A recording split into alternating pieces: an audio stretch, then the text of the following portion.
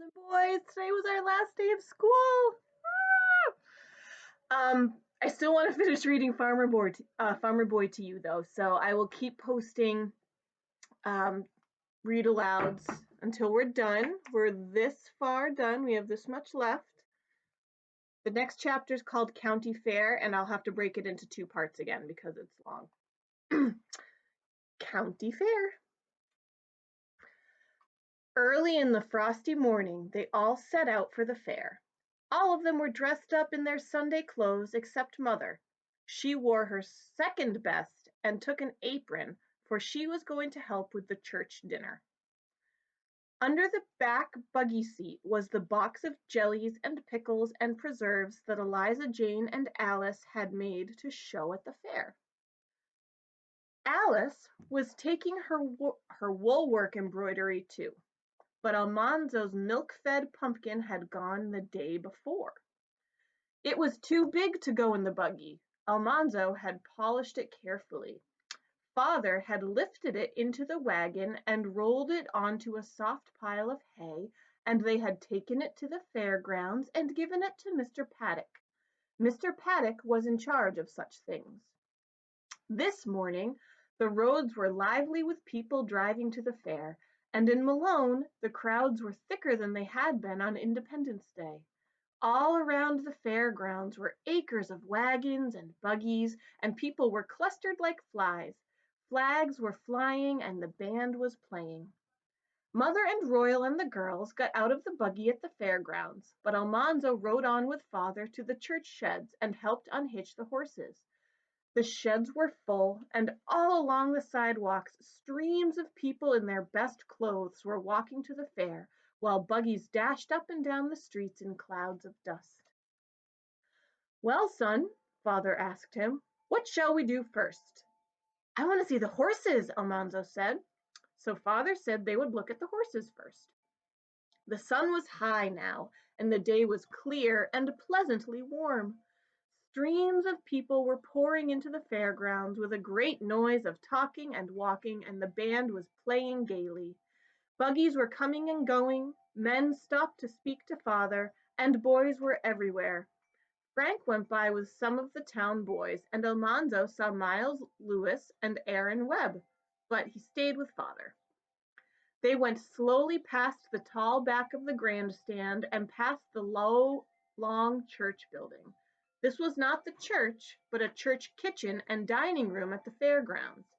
A noise of dishes and rattling pans and a chatter of women's voices came out of it. Mother and the girls were inside it somewhere.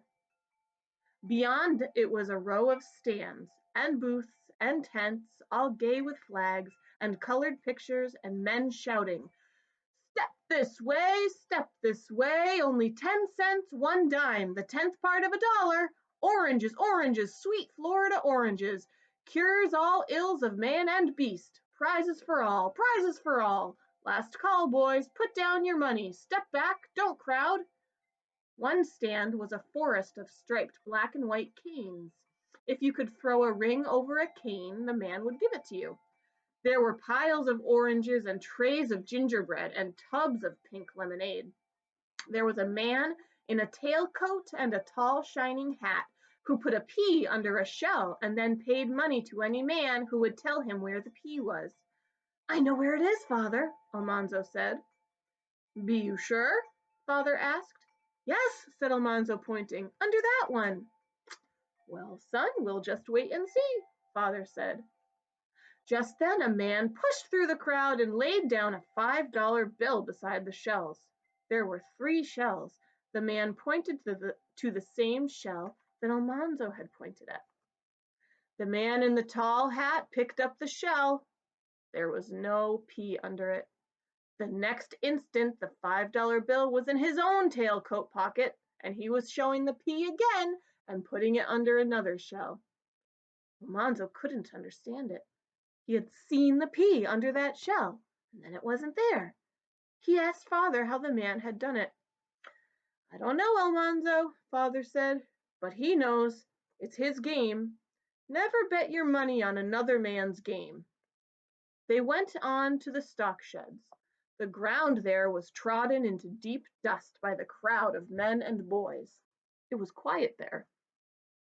Almanzo and father looked for a long time at the beautiful bay and brown and chestnut Morgan horses with their flat, slender legs and small, neat feet. The Morgans tossed their small heads and their eyes were soft and bright. Almanzo looked at them carefully, and not one was a better horse than his colts that father had sold last fall. The colts that father had sold last fall. Then he and father looked at the thoroughbreds, with their longer bodies and thinner necks and slim haunches. The thoroughbreds were nervous. Their ears quivered and their eyes showed the whites. They looked faster than the Morgans, but not so steady. Beyond them were three large speckled gray horses. Their haunches were round and hard, their necks were thick and their legs were heavy. Long bushy hair hid their big feet. Their heads were massive, their eyes quiet and kind. Almanzo had never seen anything like them. Father said they were Belgians. They came from a country called Belgium in Europe. Belgium was next to France, and the French had brought such horses in ships to Canada. Now Belgian horses were coming from Canada into the United States. Father admired them very much. He said, "Look at that muscle. They'd pull a barn if hitched to it." Almanzo asked him, "What's the good of a horse that can pull a barn? We don't want to pull a barn. A Morgan has muscle enough to pull a wagon, and he's fast enough to pull a buggy too." "You're right, son," father said. He looked regretfully at the big horses and shook his head. "It will be a waste to feed all that muscle, and we've got no use for it. You're right." Almanzo felt important and grown up talking horses with father. Beyond the Belgians, a crowd of men and boys was so thick around a stall that not even father could see what was in it. Almanzo left father and wiggled and squeezed between the legs until he came to the bars of the stall. Inside were two black creatures. He had never seen anything like them. They were something like horses, but they were not horses. Their tails were bare, with only a bunch of hair at the tip. Their short, bristly manes stood up straight and stiff. Their ears were like rabbits' ears. Those long ears stood up above their long, gaunt faces, and while Almanzo stared, one of those creatures pointed its ears at him and stretched out its neck. Close to Almanzo's bulging eyes, its nose wrinkled and its lips curled back from long yellow teeth. Almanzo couldn't move. Slowly the creature opened its long, fanged mouth, and out of its throat came a squawking roar. Hee-haw! Hee-haw! Almanzo yelled, and he turned and butted and clawed and fought through the crowd toward father. The next thing he knew, he reached father, and everybody was laughing at him. Only father did not laugh. "It's only a half-breed horse, son," father said. "The first mule you ever saw." "You're not the only one that was scared either," said father, looking around the crowd. Almanzo felt better when he saw the colts. There were 2-year-olds and yearlings and some little colts with their mothers. Almanzo looked at them carefully, and finally he said, "Father, I wish—" "What, son?" father asked. "Father, there's not a colt here that can hold a candle to Starlight. Couldn't you bring Starlight to the fair next year?" "Well, well," father said. "We'll see about that when next year comes." Then they looked at the cattle. There were fawn-colored Guernseys and Jerseys that come from islands named Guernsey and Jersey near the coast of France. They looked at the bright red Devons and the gray Durhams that come from England. They looked at young steers and yearlings, and some were finer than Star and Bright. They looked at the sturdy, powerful yoke oxen. All the time Almanzo was thinking that if only father would bring Starlight to the fair, Starlight would be sure to take the prize. Then they looked at the big Chester white hogs and the smoother, smaller black Berkshire hogs. Almanzo's pig Lucy was a Chester white, but he decided that someday he would have a Berkshire too. They looked at merino sheep like Father's, with their wrinkled skins and short, fine wool, and they looked at the larger Cotswold sheep, whose wool is longer but coarse. Father was satisfied with his merinos, but he would rather raise less wool of finer quality for Mother to weave. By this time it was noon, and Almanzo had not seen his pumpkin yet, but he was hungry, so they went to dinner.